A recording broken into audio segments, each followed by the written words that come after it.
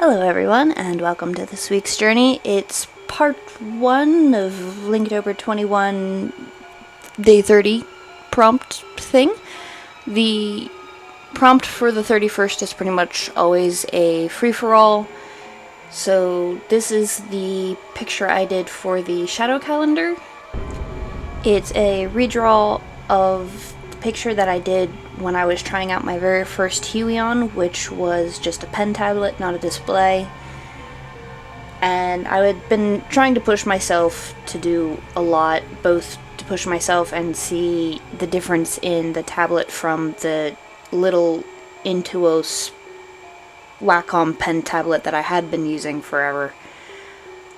So in the original, it's a much bigger picture, and there's a lot more of the little bokoblin dudes. But I shrank it down so I could focus on what was actually happening and cut out the unnecessary. The scene depicted is of part of the prologue in my Darkness Descended story. The woman on the ground is Link's mother. Her name is Myra. She's tripped on a root as they were fleeing the bokoblin and the shadowy figure. The man with her is her brother-in-law, Link's uncle. His name is Siva. He's not a Shikai, but he was trained by them. That's why his outfit is similar to them. Even though his hair is white, he is not a Shika.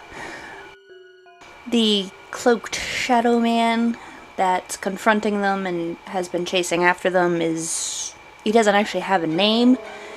He's just the agent of darkness that was sent after the mother of the chosen hero to kill her before the chosen hero can be born. So, you know, that's his job, and that's what he do, and he's a henchman, and I didn't give him a name. He kind of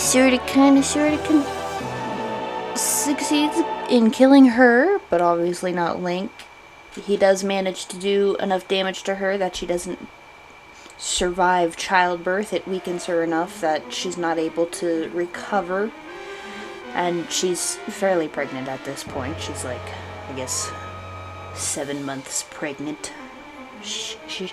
It is a little hard to show from the direction I had her, but she got a belly on her. But yes, I'm much happier with the poses I have them in. She looks more like she's fallen and is trying to sit herself up, like she's tripped over, not like she's just laying on the ground. His pose isn't as awkward. Using the bodycon as reference points definitely helped. I mean, that's what they're there for. And eyeline is definitely better, because in the first one, I don't know what she's looking at. She's looking at Siva's foot or something. The bokoblin themselves are ones that I designed. They're meant to be what I call scavenger bokoblin, and don't be fooled by their emaciated look. They're very strong and quite relentless. They're a bit like hyenas in that manner, but like the one that's kind of hiding behind the tree there, they can be quite timid as well. There's a range to them, I suppose you could say. And yeah, I'm very happy with, I'm still pretty happy with the original, just because it was a challenge to myself. There's obviously issues with it. Like anatomy being a big one. And then design-wise, it wasn't super well thought out, especially where it comes to Shadow Man. I put like markings on his face, and there wasn't really any kind of rhyme or reason to them. So when I was making him here, I did still keep markings on him, but I made them more not random. They're kind of meant to, I'll color them in here in a minute. They're kind of meant to look like poison marks, burns type of thing that he did to himself, probably, because sadistic and masochistic, I don't know, dude's crazy. Sadistic is when you're doing stuff to other people, masochist when you're doing it to, so that's not relevant right now. But yeah, I tried to keep the colors very coordinated and not out there too much. I tried to keep them very toned down and not have too many on any of the characters or too much contrast on a specific character. I kind of wanted it all to go together. I mean, obviously I wanted them to stand out from each other, especially Shadow Man from the two hero characters. But I did try to keep the color palette generally in the same range for the three people characters, and then the Bokoblin are just sort of slightly different hues of the same color of the weird purpley pink thing that I decided on. It's meant to look like they don't really get out in the sun much, so they've kind of grayed down and gotten a little ucky. I guess ucky. Ucky's a new word apparently. I did kind of wish I maybe put a few more eyes in the background, but I'm happy with the bit that I did do. I love my trees. I love how these trees came out. They came out so good. I mean, I generally like drawing trees anyway, but I'm really happy with these trees. And then just the atmosphere that I ended up adding in at the end as well, and the shading, and just I actually put mud and dirt on her to make it look like she actually fell down and isn't just, didn't just sit. And, yes. I think I had more to say, but honestly I'm in pain, and I'm tired, and I can't remember, and I don't remember where my notes went, so...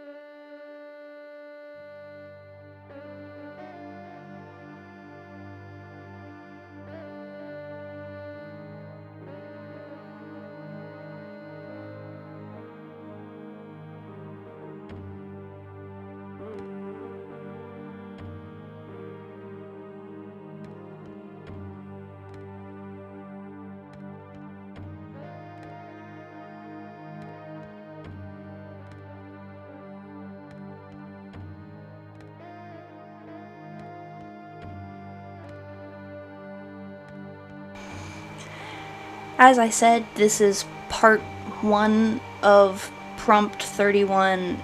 I was going to do both the main calendar and shadow calendar in the same video as I have with all of the other prompts and days, except you can see how long this video is with just the one picture, so I did not do that. I will have the second half up next week.